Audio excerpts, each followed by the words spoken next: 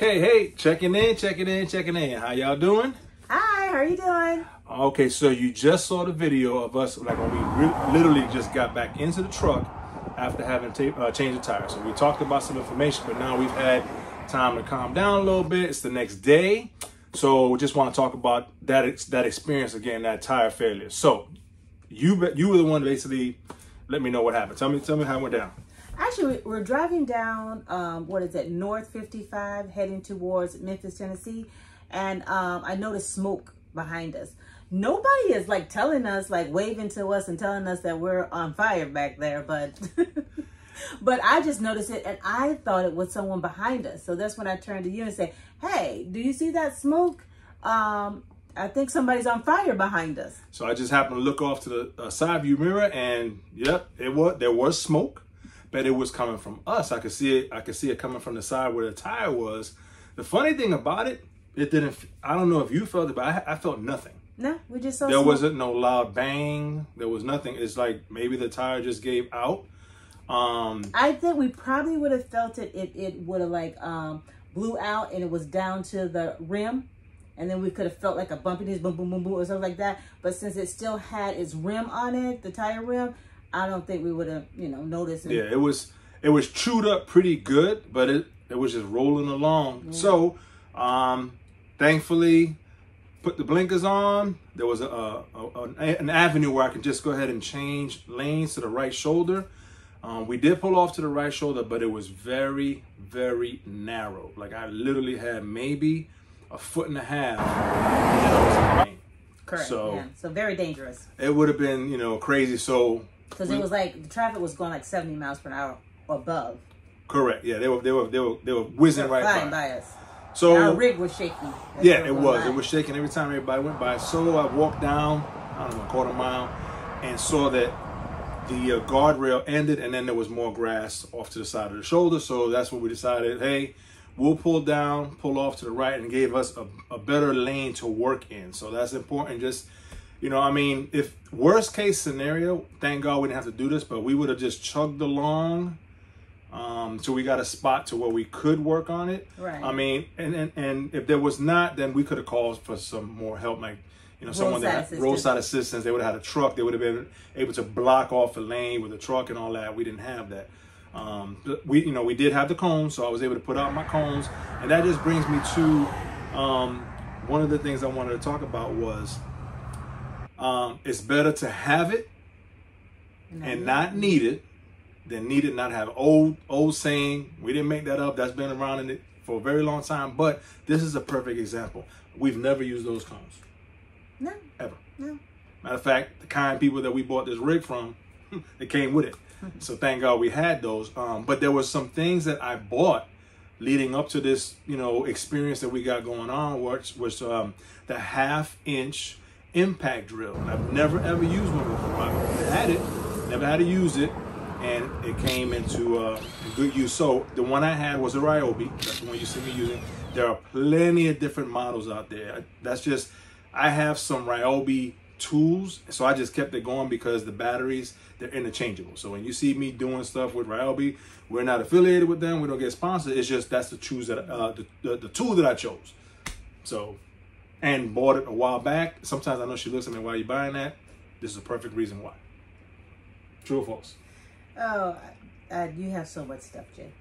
This is a perfect example of... But I like the fact that you actually had little knee pads. Well, yeah, I had knee pads on there. And I know that would have made a big difference. Not that you can't do it without this stuff, but if you have the equipment, in my suggestion, just use it. It just makes it a little bit easier. Okay. Most definitely. So I'm taping him on side of the road. He has his knee pads. He has his jacket, reflecting jacket for when you're broke down on the side of the road. He has a little jacket on. So cars are going by and I'm saying to myself, like, I'm a damsel in distress. Why nobody stopping to help me with my tire? So, but then I looked and I was like, with the cones out on the road, I said to myself, oh, they think Jose is AAA. They probably think I'm roadside assistance over there. No, I just, again, happen to have the stuff in my prior, career. You had all the gear. If you have it, you use it. Because if you don't use it and something happens, first thing they're gonna be like, hey, why didn't you have this? Why didn't you have that? So it was, that's true. You know, safety first. Safety first. So then we were able to go get a tire. The tire cost about $200 to repair. It was a place that we've never heard of. It was Mavic. And what was that town? Jackson. We're in Jackson. Small town of Ridgeway in Jackson. Yeah. And shout out to Frederick. He was the one that helped us out. He took care of us right away. We walked in, and there were people there, but he was able to accommodate us. And again, we weren't there more than maybe 40 minutes. Tire off, tire on, spare back up. So that was what that cost us. But again, I just wanted to, you know, come back and break in and say, hey, make sure you have the right equipment. And if you're going to do this type of lifestyle, you're going to probably buy things that you might not use for a while. Correct. But they come in handy when you need them. They come in handy when you need them. We felt real confident out there doing it. And the other thing was teamwork. I felt real good with Doris helping me out. Because I don't panic. We don't panic, you know. Panic. Ever. You know, we, you know, just make sure that we're in the right state of mind. So, okay, now we have to deal with this. Let's deal with it. And she helps me with getting the tools and everything like that. The video thing, usually I'm videoing, but thank God she just stepped right in there and grabbed it. That's the thing that we've learned. And for those people that are going to start, you know, vlogging or documenting their stuff, just hit record. That's one of the main things. Get that record, because that wasn't on my mind. But what was on my mind was making sure I can get us back on the road safely and onto our destination. Right. So this is what you're looking behind us. That's the Mississippi River. So we are in Memphis, Arkansas. West Memphis, Arkansas. And when we look across the river over there, right across the street is Memphis, Tennessee, yes, which is where we're going to be going later on. But yeah, never been to Arkansas. So this is one. We spent the night here. The RV site, the campground here. Nothing really, you know, fantastic, but peaceful. So it's not called Tom Sawyer RV Park in West Memphis, Tennessee. We have a pull through right by the water. There's no shade on any of our spots, which on a really, really hot day, that might be a thing, but it's been overcast, rainy, 69 degrees, which is like awesome weather for us. We like that type of weather. Oh, yes. But yeah, so an overnight stay, a couple of nights to rejuvenate, whatever, nice and peaceful. Wi-Fi not too good, so we have Doris's, what is that thing you got? Netgear. The Netgear. She has a little Netgear thing, which that's what we're on, and it's working fine.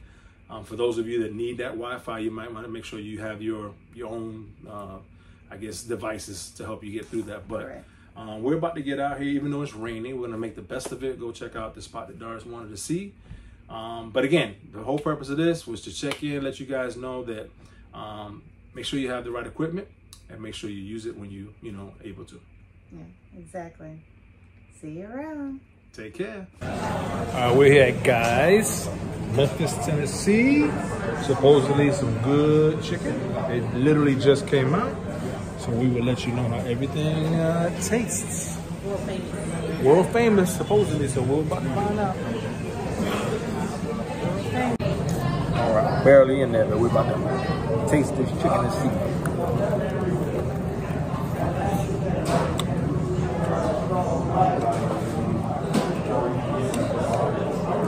Okay. It's okay. I like it. Okay. I like it. It's Yep. good. I like it. Coleslaw, let's see. Coleslaw not bad. And I don't even like coleslaw. Potato salad is great. Mac and cheese.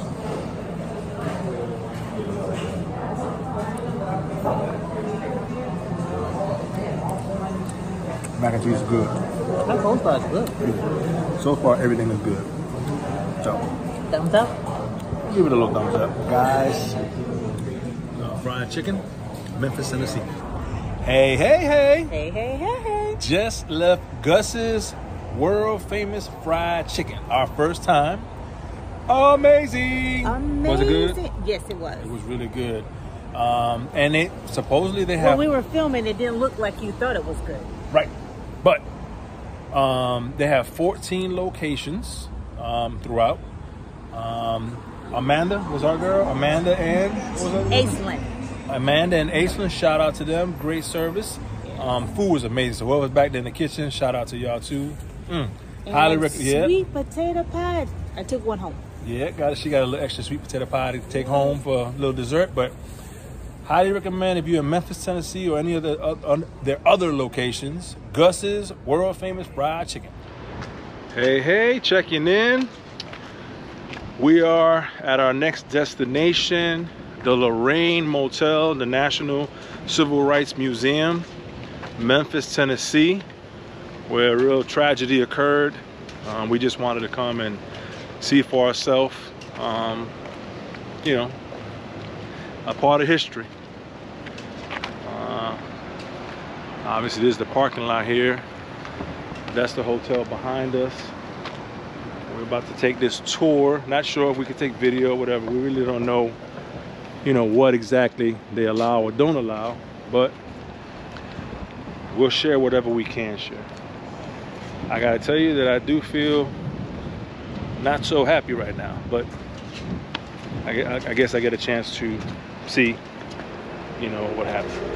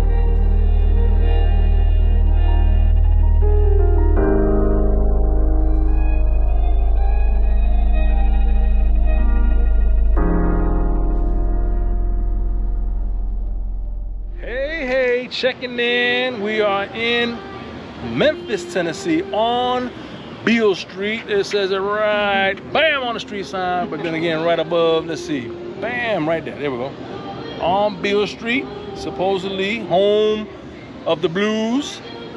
Light crowd right now, but not a problem because we like it like that. Weather is awesome. It's nice out. It's still sunny. It started out a rainy day, but we just came from Gus's. Was it Gus's? No, Gus's. Gus's world famous fried chicken. Delicious. Yes, it was. Tell me about that pecan pie. Sweet potato pie. Oh, sweet potato pie. It was delicious. All right, so we're gonna walk around and we'll just have some video of the sights around here. Shout out to Officer Locke, Memphis PD. We did a patch trade. Stay safe. God bless you, brother.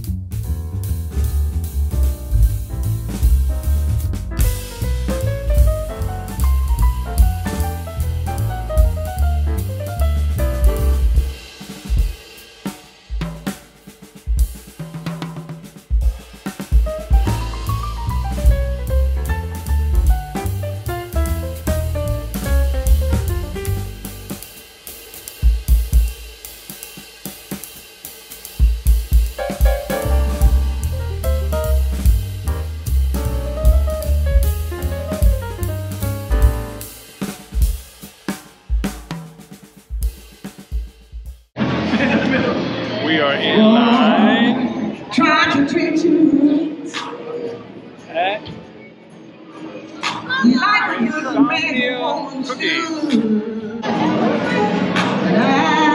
Supposedly it's some good cookies. We're about to find out.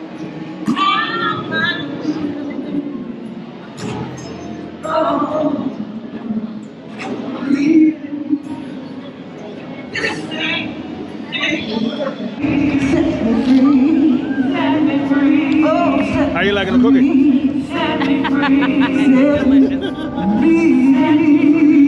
For her red-handed, getting up in them cookies.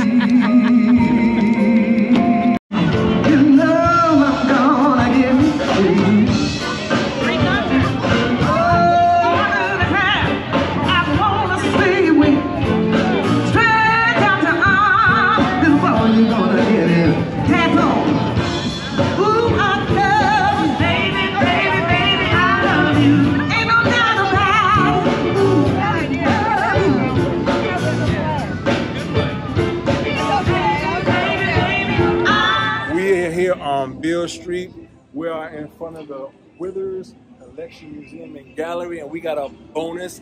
We just been given a wealth of information by this man right here. Go ahead and introduce yourself. And my name is Charles Dantzler, and I'm a worker here. I've only been here a year as of tomorrow, but this is a great museum here. It's like a diamond is hidden in the rough. And down here on Beale Street is Ernest C. Withers. He was a black photographer, and back in the day when Martin Luther King was beginning this journey, they wanted to do a documentary on him, and they needed a photographer. So somehow or another, he got connected with them. And then the documentary, after the documentary, he was so impressed that he made the decision on his own that he'll follow him around. But that decision lasted 13 years. 13 years. How many negatives did they find? 1.2 million negatives. When he passed in 2007, his daughter was going through his personal items, and she found 1.2 million negatives that he had taken over his lifetime. Of course, more than Martin Luther King, but Elvis Presley, Thomas, the Franklin Negro baseball team, the Red Sox, you name it. He had all these photos that never been developed. So come down and visit us at 333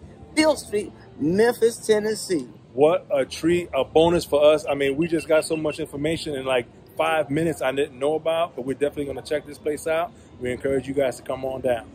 Hey, check us out. Thanks for the info, brother. Man, Thank you so much. No problem, yes, yes. So you can just talk about. We can add this to the one yesterday. So we got another treat to add to this episode. Yeah. Yesterday, we met Mr. Charles, who told us about this diamond in the rough that we found, not knowing what we were going to experience. And then today we come in and we see this beautiful museum with all this beautiful art by Mr. Withers, and then we get this treat. I'm going to turn this around. I'm going to turn it over to someone very special. Hi everyone, welcome to the Withers Collection Museum and Gallery, and we're so happy you get the opportunity to see us through this wonderful group that is here visiting us, and you're sharing our history. We have 1.8 million images of my father's work, so please, if you're ever in Memphis, don't forget to come see us. We're located at 333 Beale Street, and it's easy to remember because we have the history of the three kings: Martin King, B.B. King, and the king of rock and roll. There it is. Elvis Presley. So come see us. Hey, you guys heard it first right there. Again, a great treat. Doris and I mean, we're overwhelmed with the happiness that we're able to see this live and in person. So once again, make sure you check this place out. And thanks for tuning in.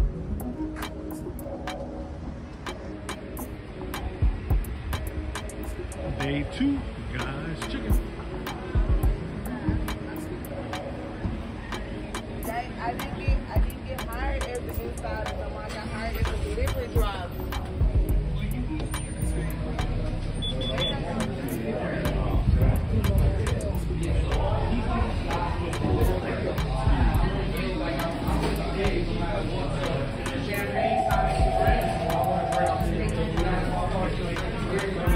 Good.